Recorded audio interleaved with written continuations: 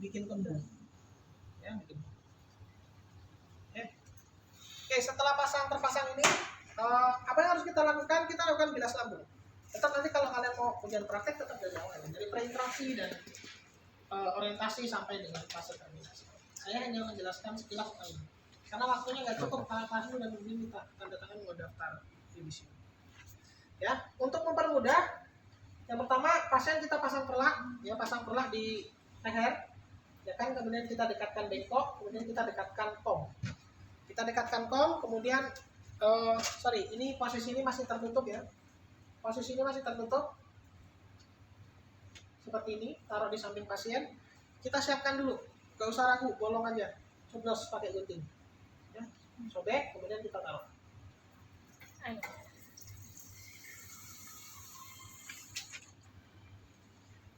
Oke, setelah selesai, kemudian ini bilas lambung dulu ya. Ini bilas lambung dulu. Sebelum kita ambil cairan ini, kita cek dulu cairannya. Jadi namanya cek residu. Kita masukkan, posisi ini ditekuk ya. Posisinya tekuk. Jadi pas terbuka posisinya tetap ketekuk. Tujuannya adalah tidak langsung terkontaminasi dengan udara. Takutnya kalau udara dia masuk karena ada tekanan di sini, beresiko pasien akan kembung. Ingat, meskipun tanya sedikit, kita minimalisir. Ya, kita tekuk. Setelah itu kita pasang. Setelah kita pasang baru kita buka. Ya, kita tarik dikit. Cukup sampai dengan sini kelihatan, nampak. Dari hidung keluar, nampak. Kita lihat kira-kira cairannya apa. Kalau ternyata cairannya masih putih, karena tadi habis kita kasih minum susu, ya udah kita kembalikan. Ya, kita kembalikan, selesai, kita tutup. Ya sudah, biarkan dulu sampai dengan dia terabsorpsi.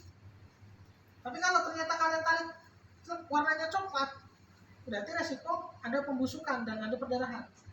Tadi ngasih makannya putih, kok sekarang warnanya coklat. Ingat, di lambung tidak ada proses pembusukan makanan. Di lambung itu hanya proses menghancurkan secara kimia, ya, menggunakan enzim, ya, amilase, lipase dan lain sebagainya yang ada di lambung. Setelah itu masuk ke usus halus. Baru di usus itulah terjadi proses absorpsi dan pembusukan. Jadi kalau di usus warnanya coklat macam-macam masuk akal. Tapi kalau di lambung tidak. Ya, kalau di lambung adalah cairan akan sama seperti yang kita masukkan. Jadi kalau kita tarik seperti ini ternyata warnanya coklat, udah kita stop, berhenti, ya kan? Kemudian kita buang ya cairannya, tapi biasanya nggak sampai sini dan nampak. Udah, kita stop. Setelah itu kita bilas lambung. Ya, ambil cairannya. Ya, ingat, tadi berapa masuk dan harus ingat berapa nanti harus keluar.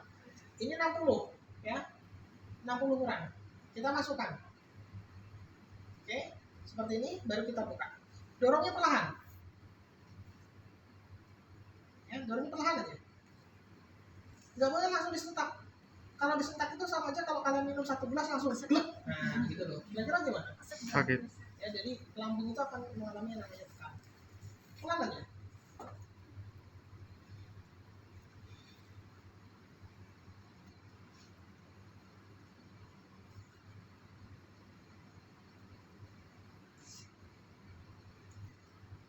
Oke.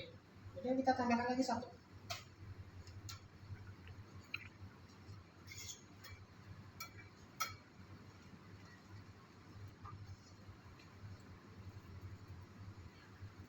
Baru kita buka. Perlu pakai handscoon nggak? Perlu. Handscoon tetap perlu, terutama pada pasien-pasien yang mengalami sirosis, karena itu sangat menular meskipun lewat keringat. Pasien sirosis, hepatitis itu hati-hati. Harus pakai handscoon. Ya, perlahan kita masukkan.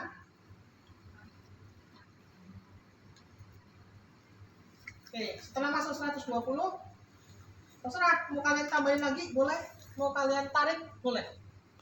Ya, kalau sudah seperti ini baru kamu tarik. Tadi masuknya berarti berapa? 120. Maka yang ditarik harus keluar itu pun harus 120.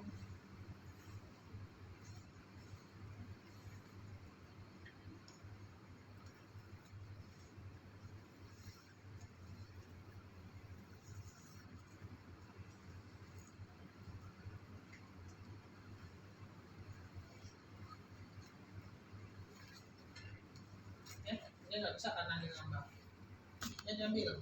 Setelah seperti ini, baru kita buang ke bengkok atau kita menyediakan kantong seperti ini kosong. Ya, pelapat kosong baru kita buat. Dari sayang saya masukin jendela. Ya. Kalau aslinya kita terus nih. Begitu sampai ketemu 120. Setelah selesai 120 kita tarik semua, kita kembalikan lagi, kita cek kira-kira cairannya warnanya apa. Masih merah. Ya udah, kita masukin lagi 120 atau 200 boleh maksimal. Masukin lagi. Setelah masuk jumlah tersebut, kita tarik lagi. Ya kan, cairannya kita buang. Ternyata cairannya masih sama merah, terus lagi.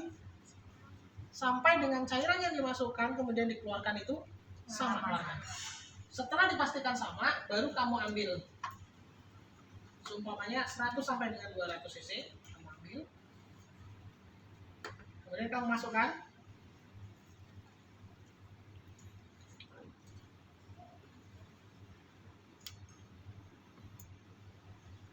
Ya, kamu kunci. Tunggu beberapa jam kemudian baru kamu evaluasi.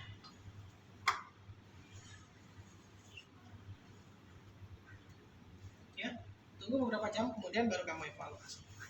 Nah, setelah dipastikan bahwa setelah kita evaluasi ternyata cairannya bagus, sama, artinya tidak mengalami perubahan warna, berarti sudah tidak terjadi perdarahan ataupun proses racunnya sudah mulai hilang. Berarti sudah mulai kembali normal. Nah, setelah itu baru boleh kita kasih yang namanya nutrisi parenteral atau diet cair tadi saya bilang, susu campur putel, ya, susu campur putih telur, ya. Cara memberikannya kita nggak boleh pakai sepet kemudian kita dorong, ya. Cara pemberiannya karena susu dan putih telur itu pekat, ya. Nah, jadi cara pemberiannya adalah kita menggunakan gaya gravitasi bumi. Semuanya kita masukkan seperti ini, ya. Posisi ini masih tertahan. Umpamanya ini susunya.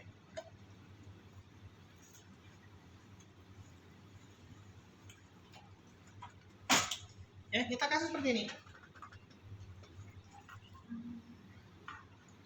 Kita tahan. Ini posisi masih tertutup kan? Kemudian kita tahan mencet. Dia turun perlahan. Jangan langsung dilepas. Perlahan. Kira-kira seperti saat kamu minum kan perlu pelan-pelan kan? Ya, sama, kita ngasih ke pasien yang nggak sadar ataupun sadar, ya kita harus kasih pelan-pelan. Ya harus penuh perasaan. Kasih seperti ini. Ya, tapi jangan pelan juga, gini sejam gitu nggak selesai juga. Ya, tetap proporsional. Setelah selesai, sebelum dia habis kita tutup. Ya, sebelum habis kita tutup. Masih ada, kita tutup, kemudian kita masukkan lagi. Begitu dan seterusnya. Setelah saya kita tutup lagi. Kenapa tidak boleh sampai habis? Biar tidak ada udara yang terakumulasi sehingga nanti menyebabkan kembung. Oke. Setelah seperti ini, terakhir karena ini tadi susu kan, terakhir kita kasih Aquades. Aquades gak usah banyak-banyak, 20 cc aja. Tujuannya adalah mendorong zat sisa makanan yang ada di selang ini agar dia turun semua ke lambung sehingga tidak menyebabkan berjamur. Ya. Setelah selesai baru kita tutup. Kita tunggu evaluasi beberapa jam kemudian. Nanti sebelum kita kasih nutrisi lagi untuk yang berikutnya, kita tarik lagi residunya, kita cek. Kalau ternyata residunya berubah warna, ya udah, langsung kita bilas lambung lagi. Ya, pokoknya nggak usah ragu kalau mau bilas lambung. Begitu kita cek ternyata